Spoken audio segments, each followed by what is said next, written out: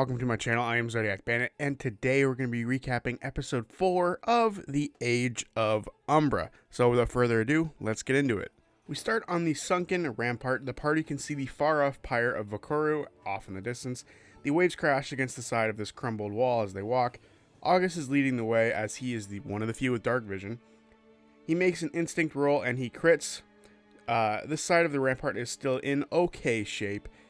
The first part of their walk goes on without any real issue. They still have 3 more hours of travel on this rampart. It is very cold and it is very dark. They can try to rest at this point, but the party think it's best to make it to Vakoro before they do anything else. August rolls instinct again and gets a 11 with hope. This part of their travel has been more dangerous. The waves grow in size as they move. It's a lot heavier now, and the rain is a lot heavier as well. The party imagine themselves getting swallowed up by the waves as they walk. The party hear a far-off howl in the distance, and then another, but this time it's behind them. And then another, and it's on the other side of them. They turn to look, but it's darkness past their small little radius of light. It's hard to tell how far away that howl was. The party choose to run, group agility check to make sure that they don't slip and fall or anything like that. August will be the final roll as he's the one who is leading them, but it will be at disadvantage because of the rain, so they'll have to subtract 6 from their roll. There is no advantage given based on the rolls by the other party members, so it is just going to be a straight roll. Well, technically a disadvantage, so not a straight roll. So Matt rolls a 6 on his d6 to subtract from the roll, but August crits anyway. The party starts to move on the slick stone. They help each other as they go, pointing out holes yet again as they walk, grabbing each other as they slip. They eventually reach a stone bridge, which makes them slow down and go single file, but they go like this for an hour, and they still haven't been caught up by the howling creatures yet. They hear another howl, however, and it's still behind them. August puts his light out as the party think it's better to move without it, and they sort of daisy chain each other, grabbing onto each other. This will slow them down a bit, but they won't be seen. August rolls another instinct check. Misty spends a hope to give him advantage. They roll a 16 with hope. August guides them with his dark vision. As they move, they find that this part of the rampart is in way worse condition, as many parts have fallen away. The heavy waves continue. They see an entire part of the wall is now gone. They see that the bridges that they're crossing on are made of new material than the wall, so they were built after everything was sort of flooded. The party hear the howls again. Brixton tries to hear which way the howl is coming from, and she rolls a instinct check, 19 with hope. She can't make out exactly where it is, but she hears that there are 2 sets of footsteps coming towards them, and 2 creatures are seemingly communicating. Matt then spends a fear. Hundreds of feet of the rampart have been washed away. Snyx knows that there is going to be a long bridge coming up, and they come to a part of the rampart that is completely collapsed. There is no bridge for them to cross, just a 25-foot gap. They hear the creaking of iron moving above them in the wind. August flies up to check out what it is, and he sees a cage, about a human-sized cage, and inside is a human. August says hello, and suddenly Laura joins the table. Finally, she is a small girl with pale white skin and white hair. The girl says hello back, and August says that it hasn't been a long time since a girl transformed into a monster before his eyes, so he's going to be a little bit careful. He asks what her name is, and she says it's Adelia. He introduces himself, and Adelia says that they both have names that start with A. She is very, very young. August asks why they're here, and she says that a holy man put us in here, saying that her friend is also here. Snyx asks what's going on, and August asks if she knows how to get across the open gap here. Adelia says yes, but they have to let her friend out as well. Idle says to ask why they're up there. August says that a holy man put them in there, and they hear the sounds of monsters closing in on them. They could just leave them there. Idle turns and sees a large creature that looks like a tiger with a toad's backside appear. August finds the lock on top of the cage. Adelia says that if he gets Screeve out, he can help with the lock as he's very good with them. Adelia then points out to the other side of the rampart, and there is another cage on that side of it. August flies over to him. Brixton readies her sword. Snyx jumps up to the top of the cage using Misty. He is going to try to break the lock with his crowbar and save Adelia. Snyx rolls a strength check to break the lock. Adelia holds on to him. She is very cold. She's been in this rain for a while. Snyx rolls a 17 with fear. He's able to break the lock and it swings open. Misty is able to catch Adelia down below, but she has to mark a stress for doing so. Meanwhile, across the way, August sees a much bigger person and Liam joins the table. He too is pale and white with white hair. He's also human and a rogue. By the way, Adelia is a sorcerer, so I've missed on both counts of my predictions here. I've only got 2, which is better than campaign 3, where I only got 1 right. He's very creepy, literally very skinny. He's covered in like leather wraps and metal, and there's like a metal ring going through his body, which is disgusting. Adelia says that he's been highly recommended, and Screeve says that's nice. By the way, his name is Screeve. Suddenly, something slams into the cage, and another one of these tiger-like things is now on the cage of Screeve. Screeve says it's a party now, and Matt grabs a map. Idle immediately shoots a bolt beacon towards the tiger near him, hitting with Hope, dealing 10 damage. Brixton then rushes the same tiger, hitting with Hope for 12 damage. She spends a Hope to gore it with her tusks, adding 2 more damage. Matt then spends a fear to spotlight the tiger. I'm just saying tiger for now. It'll change its name soon. Snyx actually recognizes these creatures as a pain beast. See, he said it was soon. He's run from them before in the past and delivered their parts to other places. Matt uses a fear to remove the vulnerability from a bolt beacon, and then another fear to shoot out the spines of this creature towards Brixton for 11 damage. She reduces the damage with armor, though.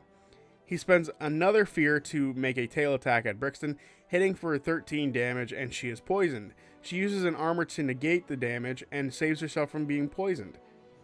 Screeve uses his Enrapture ability to get the attention of the pain beast that's on his cage. He rolls a 15 with fear, but that is a success. The pain beast then attacks Screeve, dealing 10 damage. He uses another armor to reduce the damage. But he is still poisoned, unlike Brixton, who was able to avoid the poisoned fate. Matt uses a fear to move the other pain beast. It jumps to Idle and crits and deals 18 damage to him. Idle reduces the damage with armor. He rolls a strength check and gets a 20 and isn't pushed off the wall, as this thing was trying to push him off the wall because it's, a good move. August casts Ice Spike on the lock on Screeve's cage. He rolls an 18 with fear. The cage falls onto the rampart and the door opens. The pain beast is up. Screeve marks a stress to make it mark 1 as well, but the pain beast then hits Screeve for 13 damage, and Screeve has to roll a strength check. He rolls an 11 and is pushed off the rampart into the darkness, laughing as he goes. Amelia yells, "Violet will save him," and she throws her doll into the water. She then asks Screeve to save Violet because it's just a doll. I love these characters. They're awesome. Matt uses a fear to make the pain beast attack Misty, hitting for 7 damage. She's able to reduce the damage with armor. She's pushed into the ground, however, and she's being held down. Snyx sees Screeve fall into the darkness, and it brings back some horrible memories of him losing Whomper, which I guess was his old creature from before, where the belt came from. He ties his rope to a crowbar and then lashes it to the cage, and then goes down towards Screeve. With an agility roll of 17 with Hope, he goes down to the next platform below and lands, and he sees Screeve burst out of the water holding Violet, the doll of Adelia. Snyx then pulls Screeve out of the water, and Screeve then falls into shadow and appears in the shadow of Misty back on top of the rampart and hands Violet to Adelia. Adelia then asks the pain beast if it wants to play and unleashes chaos on it, hitting with Hope. She marks a stress point to hit both pain beasts, dealing 7 damage to both. Magic shoots out of Violet, the eyeballs of the doll. Great, another doll with fucking magic, hitting both beasts. Misty then uses a wild flame on the pain beast, hitting with fear for 8 damage, killing the pain beast. There is still one remaining. She marks a stress point though, and she is now full on stress, so that means everybody has vulnerability, or she has vulnerability, so everyone has advantage against her. The other pain beast then leaps over and does a pounce attack on Misty and hits for 7 damage. She also has to mark a stress, but because she's full, she has to mark a hit point instead. Brixton then yells for Snyx, But he's currently cleaning his hand that Screeve just touched because Screeve is disgusting.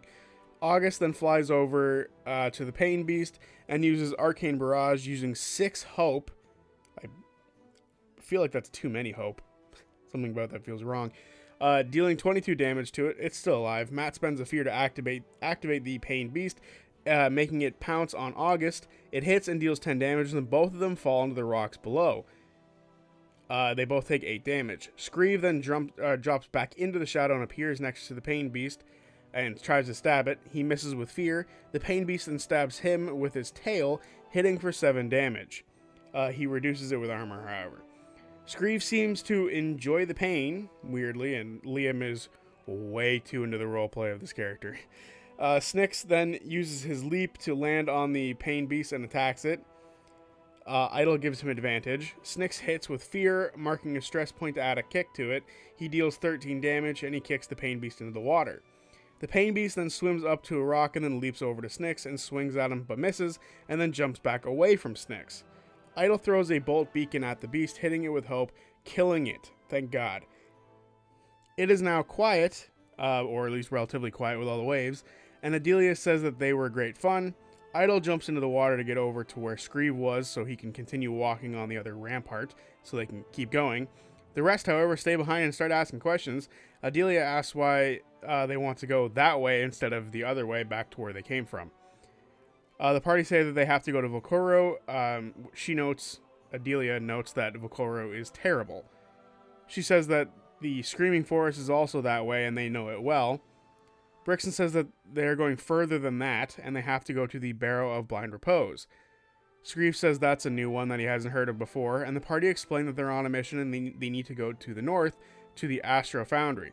Adelia says they know all about that place. Brixton doesn't believe them, and they roll against each other. Brixton rolls Instinct, and Adelia rolls Presence, and they both roll 13. However, Brixton rolls with Hope, and Adelia rolls with Fear, revealing that the two of them know nothing about the place that they were talking about. Brixton says they need information, and Screeve says they have nothing else to do, and asks if the party like new friends. Brixton says they already lost a young teenager before, and not sure how they feel about having a younger girl with them now. Adelia says that she's much better than whoever they lost. Snyx asks how the two sort of know each other, or what's their relation to each other, in a really weird way that I'm not going to repeat. Adelia says that Screeve is her pet, and she found him in the ruins, and Screeve says that they're more like they found each other, but yes, is her pet. Screeve asks if they like new friends, and Idle says they like friends with information, about Vakoro, where they're going.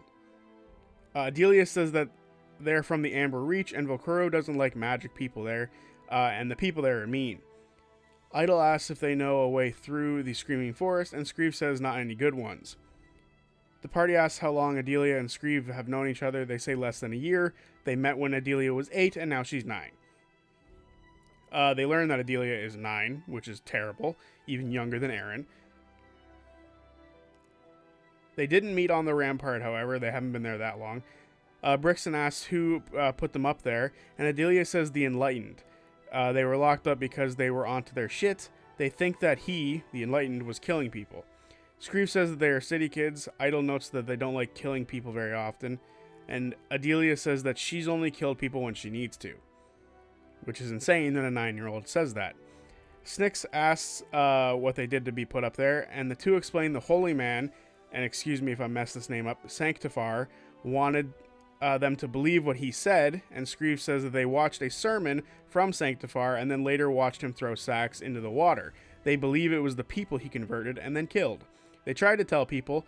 Sanctifar claimed that he could send people to the old gods. Brixton says that the gods still walk with them. Screeve asks for what her reasons are for saying this, and she just says, reasons. Adelia asks if Misty is an angel. They had a creature like her on her tree back in the day. Misty asks what it was for, and Adelia just says a decoration. Misty explains that she has memories from her body, and she felt like she was a decoration in her old life. Misty asks what happened to Adelia's parents, and she says that her dad left with a silly elf man, and doesn't know what happened to her mother, sister, brothers, or aunt. But she didn't think what was happening was going to be nice, so she hid, and then eventually found Strahd in the underground of the Amber Reach. Snyx says that he's been to the Amber Reach before. He had a girlfriend there once, but I guess things didn't go well between them. Idle has reached the other side by this point and says that they should get moving. Brixton explains their mission to the two about the pyre and that they need aid from Vakoro. Snyx says that they're going on an adventure, and the two new people like this idea. The two are locked up in their cages for a week. They all get to the other side, joining Idle. The party feed Adelia a little bit as, she's a little hungry. They're now on their last trek of their journey and the other side of the rampart, and it's a long swaying bridge as there's not much of the rampart left. They have to crawl at certain points of it and take it really slow. Strahd will lead the way. A group finesse check. So the way that it goes is Adelia and Misty both roll crits, so they get +2 to the initial roll. Idle rolls a +1. He gets a 14, so it's +1. Brixton, August, and Snyx all fail, so it's -1 each for each of them, so -3, so it's a neutral roll. Strahd rolls a 12 with hope, and this is a success. They reach the other side of the rampart. As they make it down there, dawn comes over the horizon. They now step into a thick wooded area, and Vakoro is actually within sight. Strahd picks up Adelia as she's getting tired, and they see Vakoro. It is a multi-tiered city built into one of the old watchtowers of the Amber Reach perimeter wall. It's a vertical city. At the peak is where the pyre burns. They hear the rivers nearby the city, and they can see many docks at them. They see people with bows and fishing nets. They see many people who, seem to just be going about their business. Eventually, one of them locks eyes with the party and runs off towards the city. Snyx says the people here don't open their doors to people. He asks how Strahd and Adelia got in before, and Strahd says they came in from the north part of the city. Snyx notes that that's actually pretty far off for them. They won't be able to go through that way. The party are approaching the gates, and they hear the bustle of the city before them. Brixton makes herself look presentable as a pyre keeper, and 5 minutes pass since the first person ran off. The party watches soldiers begin to line the ramparts of the city walls. And the soldiers are looking down at them. The party then break past the tree line into an open space between the woods and the city. It's a rather large open space. They hear 5 voices all yell out, "Stop," and all the soldiers aim their bows at them. Brixton says that she's a pyre keeper and that they have lost their flame in Desperlock. She wants to speak to the barons. She makes a presence check, and Snyx aids her with advantage by telling her the barons' names, Trevis and Lotho. She rolls a 17 with hope, and the soldiers talk amongst themselves. Suddenly, an elf who's in pretty rough shape pushes forward. He has a golden breastplate on, and he asks how they lost their pyre. Brixton explains exactly what happened with Aaron, and with the explanation, the arrows are then aimed at the party again, with a little bit of fear of the Umbra. He asks for assurances that they aren't infected by the Umbra. At this point, Misty steps up and says that the Umbra would have shown itself on the party already if it had. The elves' eyes then light up on her and says that they brought a cursed vessel to the city. Brixton says that she's not cursed, and the elf yells for the soldiers not to listen to them, and they all begin to cover their ears. Misty tries to defend herself against the armed force here on the wall. They all look fearful at her. She says that their home will die without their help, and they seek aid from Vakoro. Brixton says that the barons value relics, and they have an offering for them. Presence roll from Misty, with advantage from Brixton. Strahd says that this is exciting, and Adelia makes Violet nod. So I love that she's talking to this doll, or making this doll emote. It's hilarious. Misty rolls a 16 with fear. There's a crack of thunder to the west, and the soldiers take this as an omen. The elf says that they've dealt with her type before, and the madness spread to a number of their people. This will be up to the barons. He puts his hand down, and the arrows all fall. People aren't aiming arrows at them anymore. The elf then turns and walks away. The party see all sorts of people on the rampart as the soldiers. They see the desperation of the enduring in these people protecting their home, much like everywhere else. The line breaks, and an older female elf steps forward. She has a mantle over her robes that looks very ornate and maybe of the old times. This is Baron Lotho Saris, I believe is how you pronounce it. She says that they've been told that they're here to trade with their pyre being put out, and that they have a vessel who claims to be free from the Umbra. She claims that they are all very strange. Snick says that he's been here before and traded with people in the past. Mineas Ty should be able to vouch for him, but Lotho says that Ty has been dead for 3 weeks, so scratch that from the record. Lotho says they can rest at the wall, but they're not allowed inside the city, and if anyone sees them going towards the city, they will be shot and killed. They will send people out to be the representation for trade. Brixton says that they need aid, and Lotho says that they are offering that to them, but their city stands because they don't let people into their walls. Snick says that that's better than waiting in the wilds, and Lotho says under the protection of the city they will not step foot into the gate, and if they try, they will be killed. The soldiers relax, and most of them actually end up leaving, but some stay. The party has been given the benefit of seeking trade and help, but not trust. The party see people and hunters moving about again. Screeve looks for anyone who looks skeevy, as he puts it. Or screevy, I might have misspelled that. Screevy. He rolls a crit, and he sees that the soldiers are all pretty stoic, or at least attempting to look stoic, but he sees a fisherman off towards the wood is actually watching them hiding in a bush. Screeve walks over to him and starts to talk to him. He wants some fish and says he has a lot of coin for that, but he has even more coin for a friend and asks if there's any other way into the city. He rolls a presence roll of 21 with hope, and the fisherman says that he doesn't trust them in the city, but he says that he has people who can give them stuff if they need, like snap powder. Screeve says yes and asks about if the man can find him any toys as well. The fisherman says that he'll get some fish for trade, and they'll be able to do some stuff with that later. The fisherman leaves, and then Screeve goes back to the party. The party then take a short rest, they heal up, they prepare, they fix armor, they get rid of stress, etc. Lingering darkness roll. Matt rolls a 4. They take that because Travis rolled a 2 on his. Matt gains 2 fear as the soldiers of Vakoro stare at Misty, remembering a very bad memory from when another one of her kind appeared. Eventually, the trade rep appears. He is an orc named Keegan. Brixton explains where they're going and asks for any information on that location. It may be helpful, and she also explains that their home is in need of aid, food, and water. They just need to survive for a few more weeks for them to get back. She pulls out the Gate Guardian's glaive. The representative says that they're low on stuff as well, but once he sees the glaive, his tune sort of changes. The party explained that they got it from the Firmament's Harrow. The trade representative says he can work with that and then runs back into the city. A few minutes later, the fisherman returns, and he has some fish and asks for some coin. Screeve gives him a handful of coin, and they trade fish for money. The first fish has a pouch underneath it. Inside is some snap powder, which heals HP, but you must mark a stress for it. They do a trade again for another one. The second pouch under this fish is much larger. Inside of it is a whistle made of bone and a heart curdle venom, which is some sort of venom. I'm not sure what it does yet. Screeve hands the whistle to Adelia. She blows it and it sounds terrible. The soldiers glance down at them and it's quite loud. Even people further up on the walls can hear it as well. The party think that's a good idea just in case they ever get separated from her so they can find her easily.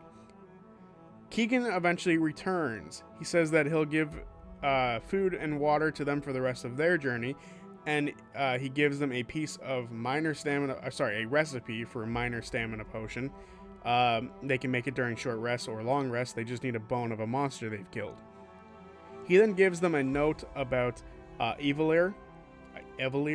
I'm hopefully saying that right. It's the persons whose tomb they're going to. It says that in the years after the apostasy, Evalier rose as a holy warrior without sight, but instead of supposed vision, she saw the path of the gods took when they left. It was said that her smile gave a golden glow and her face is the threshold to salvation. A following gathered around her in the wake of the gods and her promise of following the gods to their holy realms. The following grew to the point where the grand ordinance that remained after the gods left didn't like them drawing the flock from their faith. She was branded as a heretic and was executed. Her eyes and face were removed, and her body was sealed in the tomb that the party are heading to. The branch was laid there to keep her corrupt spirit at bay. This makes Brixton think of the orb that they found within the skull back in the Firmament's Hollow. Firmament's Harrow. The Grand Ordinance were the highest members of the church, or the highest priest, after the gods left, and they didn't like that someone else was stepping up and taking people away from their faith. The party can see 10 soldiers who are going to aid Desperlock with a handful of supplies. Keegan says the scythe is a mighty gift, and if things get too bad, the soldiers will leave Desperlock and return here, but until then, they will stay there on Desperlock's aid. He says the Enduring be at each other's side and takes the scythe and leaves. Adelia says that he was nice once they gave him something. Brixton asks if they should bring the 9-year-old with them at all, but August thinks it's better to have them at their side and instead of letting them spread information about them around and their journey. The party agree it's better to have more people. They are nervous about what happened to the last child they brought with them, but they kind of have to at this point. The party introduce themselves correctly, or properly, to Screeve and Adelia as they walk from Vakoro. Screeve asks where Misty is from, and she says that she was a spirit and found her way to her new form. Brixton says that she makes music, not like anything they've ever heard before. Adelia asks her to play a song, and she does, giving a rally song that sounds like wind chimes and synth pads. They all get a d6 to add to any of their rolls in the future. Screeve reacts like a dog to this. Like, Liam is way too into the roleplay of this character, but it's hilarious. Screeve asks what the group would call each other, and they say traveling companions, but Brixton actually says survivors. Adelia likes that idea a lot, because she relates to it. The party are heading towards the Screaming Forest. Snyx is not happy about this. The party say that he's brave and has killed the most things that they fought, so it's a little weird he's not being happy about this, because, he should be fine. The party eventually reach a twisted forest with leafless trees reaching towards the sky. Idle thinks it's best to walk along the shore side to keep which direction they're going correct, because, if they end up getting turned around, the shore is switch sides. Adelia says that the spirits will keep them company. She thinks that Misty might have been one of them a little while ago. She also says that if they go into the forest, the trees will talk to them. Misty asks August if that's true, and he says he wasn't really allowed to go out into the forest all that often. He was more so in the catacombs. The only time he was out was when he ran, or when they ran. The party think the forest is too dangerous to go into too deeply, so they'll take the shoreline. As they walk, they see a thick mist that rolls up onto the shore, and it's lit by the glowing moon, and it makes it a blue glow. They see the tops of ancient buildings in the water, and they see hundreds of wisps floating around in the mist. This is a haunted bay. They choose to move stealthily. Screeve will lead. Stealth group check. The group check get a total of -2 to their roll, but it doesn't matter as Screeve crits. The amount of crits is ridiculous. They keep low and push through the outskirts of the forest next to the shoreline. The wisps move along the mist. They see many spirits, sallow and sad civilians, women with hair drifting as if they were underwater, reaching towards the sky to grab onto anything, children rolling through the air, but eventually all their spirits disappear after a while. The ghosts don't see the party. It's been a long day without any rest, and they all have to mark a stress point. They see the water of the bay joins the Screaming Forest. It's more like a swamp here now. They suddenly hear a low hum. Adelia took this as the trees talking before, but it's almost like a buzzing sound. August is very terrified of this sound and looks up with an instinct roll. Idle notes that August makes that sound when he flies. August rolls a 10 with hope. He doesn't see anything in the air. They do hear the buzzing sound, and there's a second source of it now. August says that they should hide. Idle has advantage on finding a hiding place from his background, so he rolls a 17 with fear. He moves them deeper into the forest, or it's like a swamp in here, and he finds an alcove under a tree to hide in. The buzzing gets quieter, and after a while it goes away. They suddenly hear a cute purring sound coming from behind them, and they look and turn around and see a dark eye, and then a second one, and they see a mushroom creature that is hiding in this cove as well, or at least living in this cove. It steps back. Adelia reaches out to pet it. The mushroom leans in, and they can hear more cute sounds around them. There's 4 total. They stand about 3.5 feet tall, some of them a little bit taller than Adelia herself. It gets closer to Adelia and it reaches for her doll. Adelia says no. The mushroom then charges her immediately and Matt grabs a map. The mushrooms are going first. Matt spends a fear to make them do a group attack on Adelia. They hit for 6 damage. She uses her rune ward to lower the damage by 7, so she takes no damage and thanks her grandfather for it.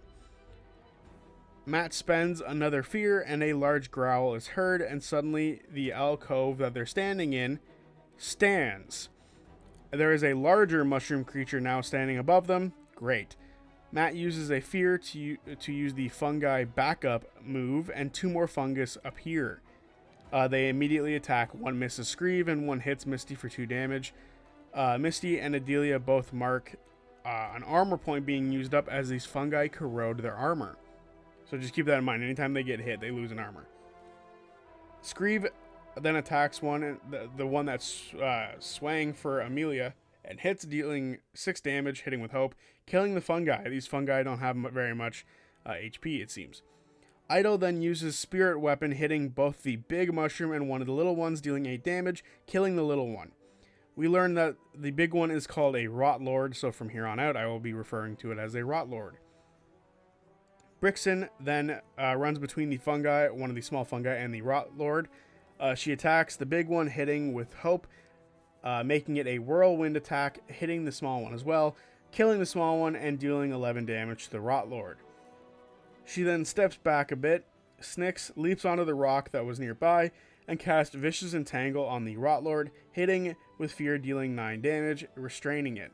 Matt spends a fear, and in the distance they start to hear the trees talking again, or, to be more accurate, the buzzing sound returns. The Rot Lord is up. He tries to envelop August, who's flying in the air. At this point, the party can see bodies inside of the Rot Lord, so hopefully we don't see that happen to poor August here. However, August is hit by the Rot Lord's envelop and is pulled into its body. He can only be freed if it takes severe damage, according to Matt. Matt uses a fear to make the fungi use a group attack again, hitting Adelia. She uses her rune ward to take no damage again. Misty and Brixton then use a tag team attack on the Rot Lord.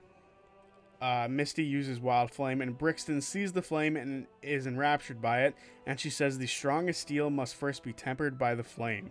And she puts her sword into the flame and then attacks the Rot Lord. She's also able to use her ability to make her Hope die a d20. They hit with Hope and they deal 18 damage, which is severe damage, so August is freed. He will not turn into one of the bodies of the Rot Lord. Misty then pushes him away to give him some space. Screeve then hides in the water and rolls, using his shadow drop ability, and he rolls stealth 16 with fear. He hides, but it's Matt's turn. The Rot Lord tries to envelop Misty now. It hits and she's enveloped. Matt uses a fear to make the fungi use another group attack on Adelia, but they miss. Screeve and Adelia then tag team attack the Rot Lord. Screeve then jumps out of the water underneath the Rot Lord and opens up a spot for Adelia to use her Unleash Chaos ability. They hit with Hope, dealing 31 damage with some abilities added in. The Rot Lord spits out Misty instantly. Snyx and August are now doing a tag team attack on this thing. They're spending a lot of hope because it's 3 hope per tag team attack. So 9 hope has been spent. Snyx throws his boomerang at August, who catches it with his thread and then whips it around, making it even faster, going around the Rot Lord. They hit, dealing 22 damage. The boomerang circles the Rot Lord many times and then lands back in Snyx's hand, and the two of them pull, cutting the thing in 2, killing the Rot Lord. Misty shoots out a returning blade at one of the little fungus that are with them and misses. Matt spends a fear and a fungi attacks Misty. Brixton blocks it, taking 2 damage herself while reducing the damage. Matt then spends a fear to summon more fungi. One attacks Snyx and misses, and the other attacks Adelia and hits. Idol reduces the damage so she doesn't have to worry about it. Adelia then attacks it and hits with fear, killing the fungi, but the buzzing sound gets louder as 2 hornets appear. They are known as hive collectors. August is very nervous and seems to be recognized by one of them. He then runs over and gives Adelia some armor with half his armor. He then shoots an ice spike at a collector and misses with hope. The collector flies down at August and pulls out a net and tries to throw it on him. August rolls an agility reaction check and he rolls a 22. The net does nothing. Matt spends a fear and it flies above and throws a net on. The other hive collector flies up and throws a net towards Idle, who fails to make the dodge. He is then restrained and vulnerable. Brixton uses Unstoppable, an ability they have, and swings for the fungus. She uses a whirlwind attack to kill both fungus nearby her. Misty casts Epic Song, making a collector vulnerable. August casts Arcane Barrage on the collector in front of them, dealing 19 damage to it. He then backs up a bit. Screeve goes over to Idle and says that he can get him out, but Idle will owe him a favor, and Idle agrees. Screeve then cuts away at the net. Agility roll from him. Idle gives him advantage. He rolls a 16 with fear. The collector flies down and attacks. Before the collector flies down, they are able to break Idle out of the net, but then the collector flies down and attacks Screeve and hits for 9 damage. He reduces the damage, however, using armor. Screeve rolls an instinct 18. He was going to be put to sleep by the needle effect of these little hornets, but he's able to avoid it. Matt uses a fear to make another collector use its sleep sting on Snyx, and it hits, dealing 8 damage, but he's able to reduce the damage with armor. Instinct roll from Snyx 14. He's able to resist the damage or the sleep as well.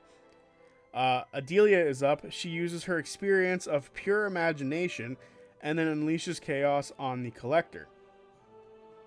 She hits with hope, dealing 17 damage, and she marks a stress to make the other collector take the same damage as well.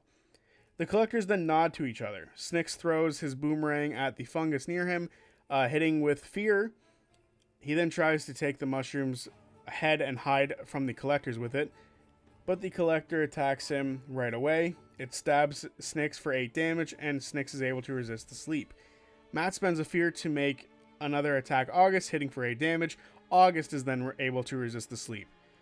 August shoots an ice spike at the collector far away from him and hits with fear, dealing 3 damage, but the collector then flies away. Matt uses another fear to make the other one fly away as well. August is now very nervous about all of this and says that this is very bad. The party listen to the buzzing vanish off in the distance. The wind picks up. It sounds like whispering all around them. The party know that they have to leave because something now knows that they're here. They choose to run northward as fast as they can, hoping to avoid whatever is out there. The session ends here. So there you have it, episode 4 of The Age of Umbra. I thought this one was a lot of fun. I'm glad they didn't spend a whole bunch of time in Vakoro. I was a little worried that they were going to spend like a session there, so I'm just super glad they didn't. It was just quick trade, get out, get some information, and move forward. I thought that was a brilliant move by Matt to not let them spend a session there because they are on a limited time frame as is. Also, finally Laura and Liam are there, and by God, are they my favorite characters, I think. They are fucking awesome characters. Screeve is a little creepy, but I kind of like it because it's like showing like some people go really insane. Like not everyone is as well put together as everyone in Desperlock seems to be. So there's some people who are insane. And then Adelia is like a younger version of that, where one day she will be insane, and I think it's hilarious. Adelia is definitely my favorite character though. I think she is creepy and funny in like the right sort of combination, so I'm very excited for these two characters and to learn more about them. She made me laugh like 15 times this session alone. It was so funny. Literally the image I have of just this little girl standing on top of this rampart as her friend falls into the water, and instead of being like all scared about it, she just throws in her doll and says save him.